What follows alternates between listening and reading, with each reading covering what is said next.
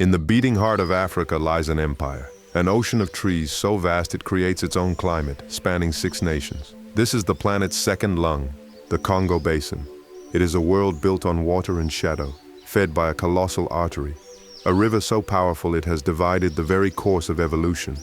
For millennia, its impenetrable forests have kept secrets. They have been the cradle of ancient intelligences and the scene of invisible dramas of survival. Here, life explodes in extreme forms. It is the realm of gentle giants and complex societies forged in conflict.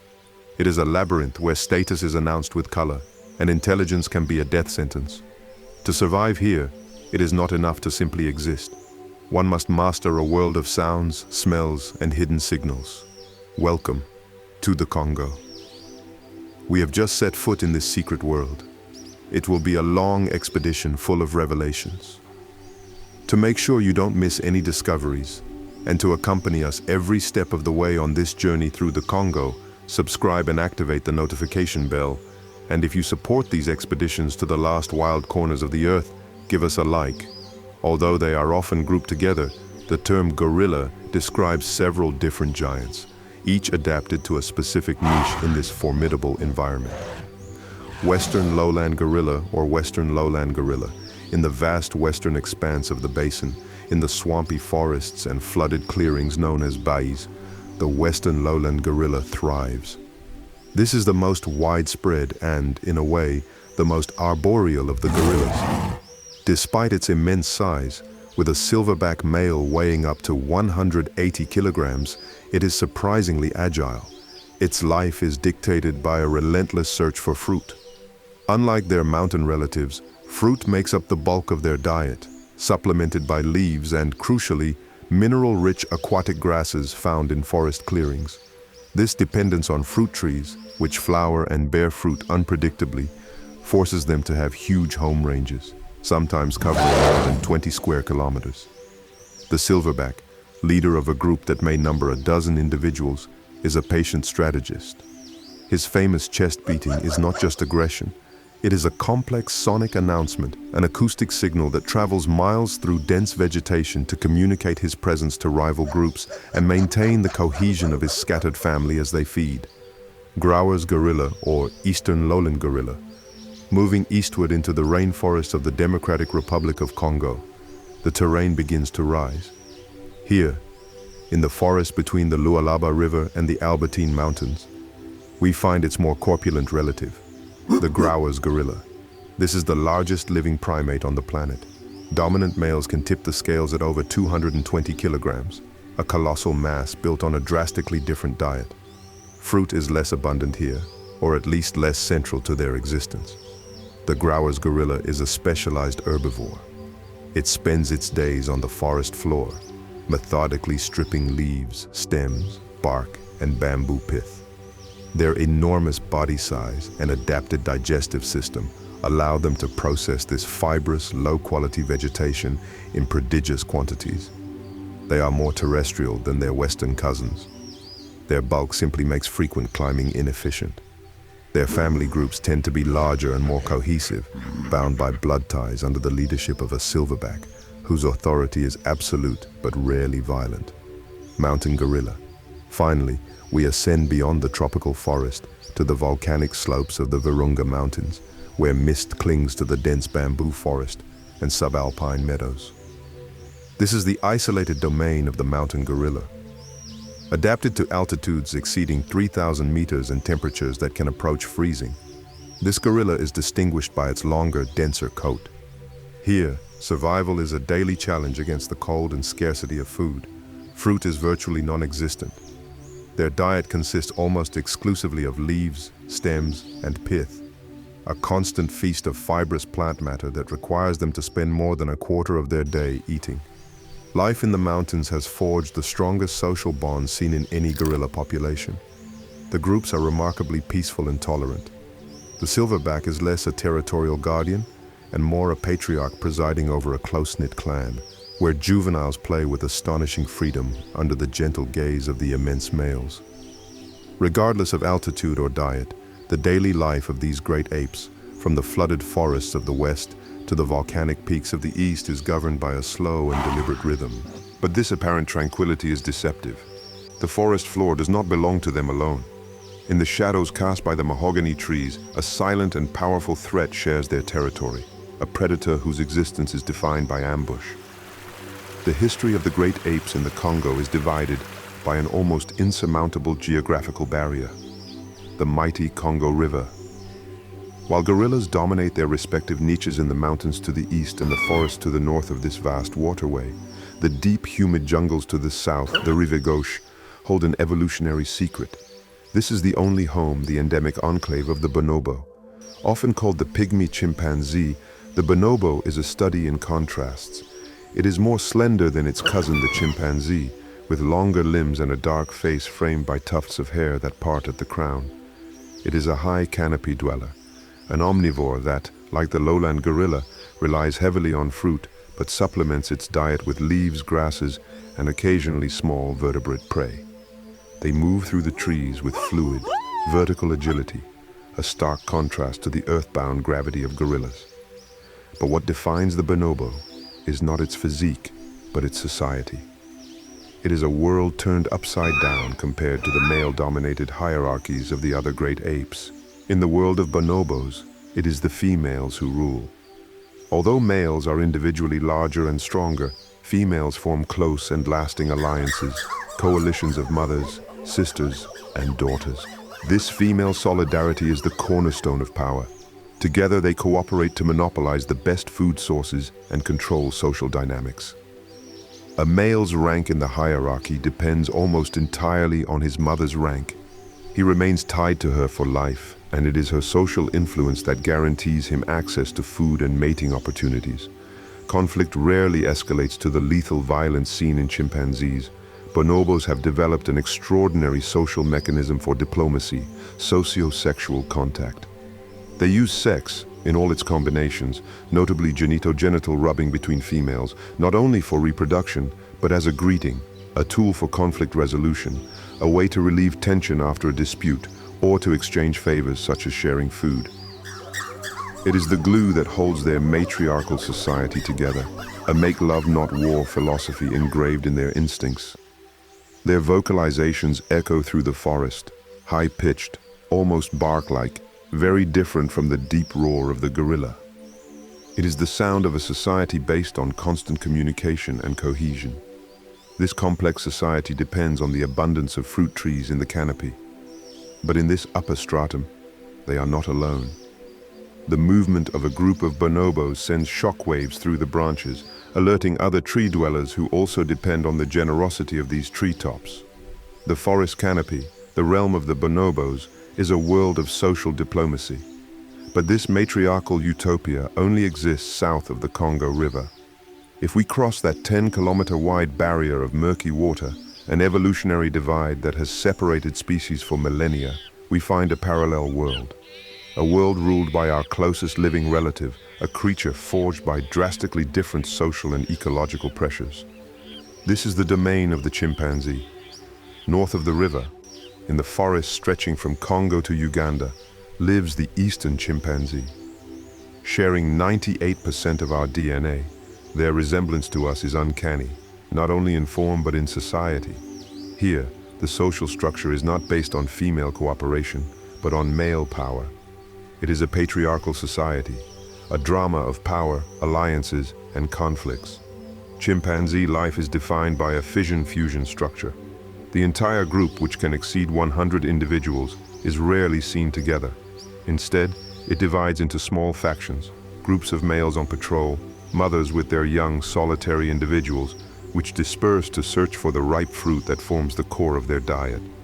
But this social fluidity conceals a complex politics. The air is thick with tension.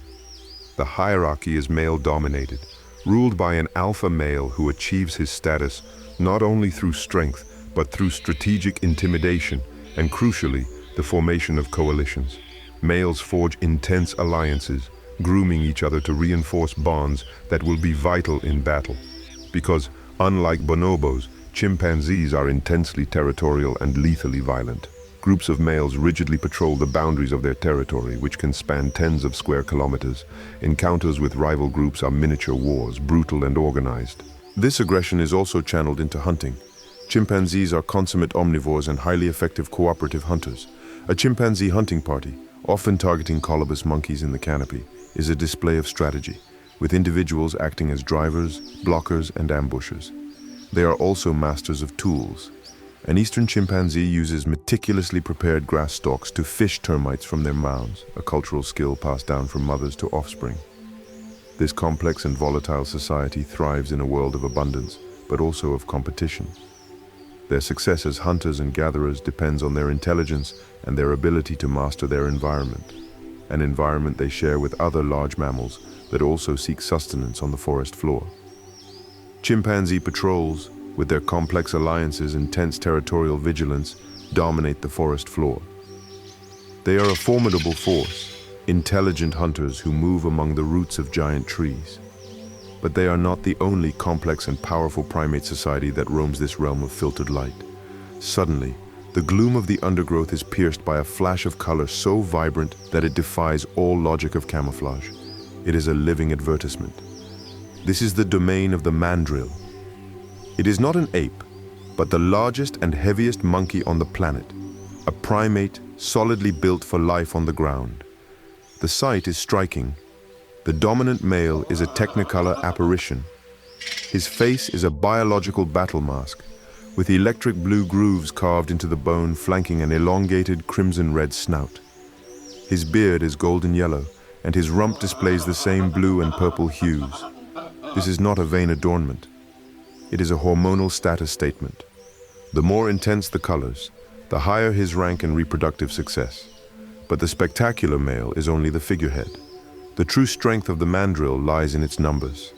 They congregate in trupps or hordes, vast assemblies that can exceed 600 individuals, and groups of more than 800 have been recorded, constituting the largest gatherings of non-human primates on Earth.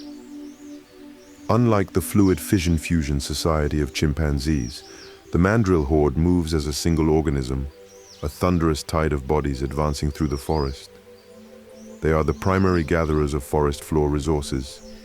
They spend their days methodically plowing through the leaf litter with their powerful hands, searching for roots, tubers, insects, seeds, and especially fallen fruit that chimpanzees and bonobos may have missed from the canopy. Their enormous canine teeth, longer even than those of a leopard in a dominant male, are not used primarily for hunting, but for defense against predators and intense hierarchy disputes. The air is filled with their deep growls, barks, and contact calls as the troop communicates. This massive, noisy movement does not go unnoticed. By stirring up the forest floor on such a scale, they disturb countless smaller creatures and alert other inhabitants of the dense thickets. The mandrill horde, with its hundreds of individuals, is a force of nature that dominates the dense forest floor, a whirlwind of color and sound that depends on the generosity of the closed forest. But the Congo's ecosystem is not a monolith.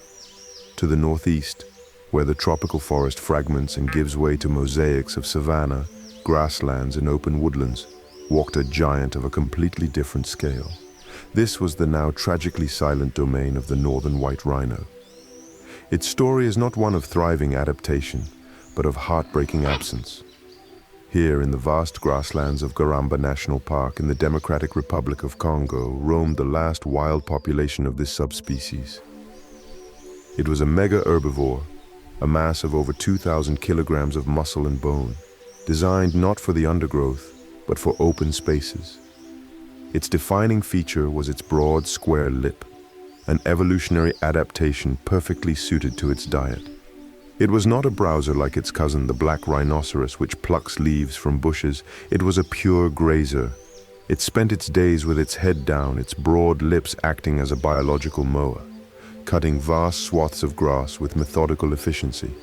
In doing so, it sculpted the landscape, keeping grasslands open and creating habitats for countless smaller species. Unlike the noisy, massed society of the mandrill, the northern white rhinoceros lived a life of quiet introspection.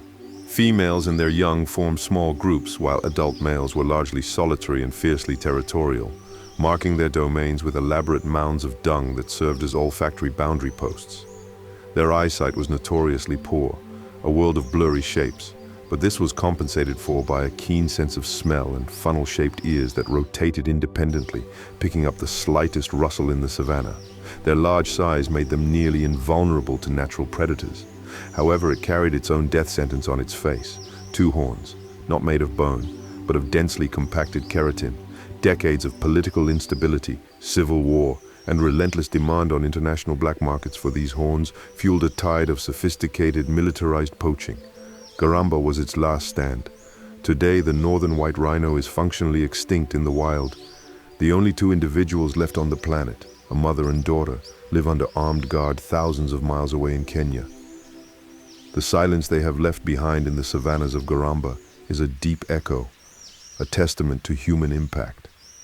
But where one giant falls, and the grasslands are left ungrazed, other large herbivores attempt to thrive in its absence. The story of the northern white rhino is a silence that resonates. Telling these stories is vital for conservation.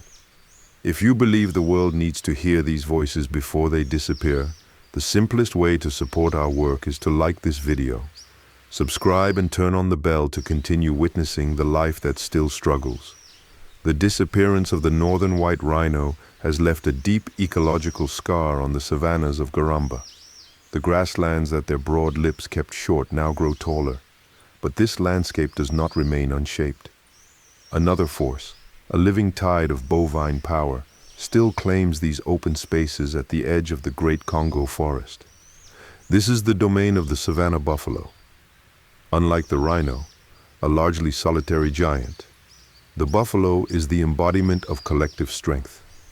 It is a dark mass that can weigh over 900 kilograms. A wild bovine that has never been domesticated by man. Its most formidable feature crowns its head, the horns. In mature males, the bases grow together to form a solid, continuous shield of bone known as a boss, a natural armor from which 2 lethal hooks curve out. It is a bulk grazer, a voracious consumer of grass that, like the rhinoceros, is vital to maintaining the health of the savanna, preventing the bush from invading it. But the buffalo's true survival strategy is its society. They move in herds that can number in the hundreds, sometimes even thousands. This massive congregation is not just social, it is a mobile fortress. They have notoriously poor eyesight, but exceptional senses of smell and hearing, capable of detecting danger a kilometer away. Their reputation is legendary. When threatened, particularly by their main predator, the lion, the herd reacts as a single organism. The calves are surrounded by the adults, presenting the enemy with an impenetrable wall of horns and muscle. They are famous for their proactive defense. They will not hesitate to charge in unison, a stampede of several tons capable of trampling and killing big cats. They are unpredictable, protective, and the very definition of savanna resilience. This vast herd depends on 2 things, grass and water. Their need to drink almost daily ties them to large rivers and mud pools, places they must share with other savanna dwellers also seeking relief from the relentless heat. The vast herd of buffalo dominates the riverbank, a mobile fortress of horn and muscle drinking deeply from the muddy water. They are the embodiment of the savanna's earthly power. But this vital watering hole, on the very edge where the grasslands meet the dense forest, is not only watched from the ground. From the treetops of the giant trees that line the clearing, a very different kind of intelligence observes the scene. It is a living alarm, a nervous and brilliant sentinel. This is the realm of the Congo gray parrot, commonly known as the yako. At first glance, it is a creature of subtle camouflage. Its plumage is a mosaic of ash gray, each feather edged with pale white, allowing it to blend perfectly with the light-speckled bark of the giant trees. The only concession to color is its tail, a flash of scarlet red so vibrant that it seems almost artificial against the green and brown palette of the Congo. Like buffalo, yakos are deeply social. They congregate in flocks that can number in the hundreds, sometimes thousands, creating a deafening din at dawn and dusk as they travel from their communal roosts to their feeding grounds.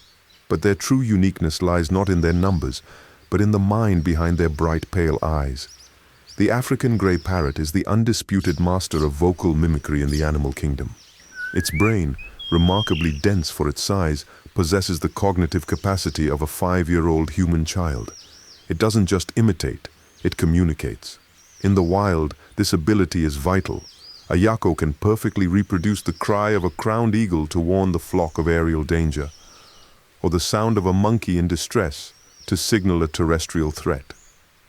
They spend their days in the highest canopy, using their hooked beaks as a third limb for climbing and their zygodactyl feet, 2 toes forward, 2 backward, to manipulate their food with astonishing dexterity.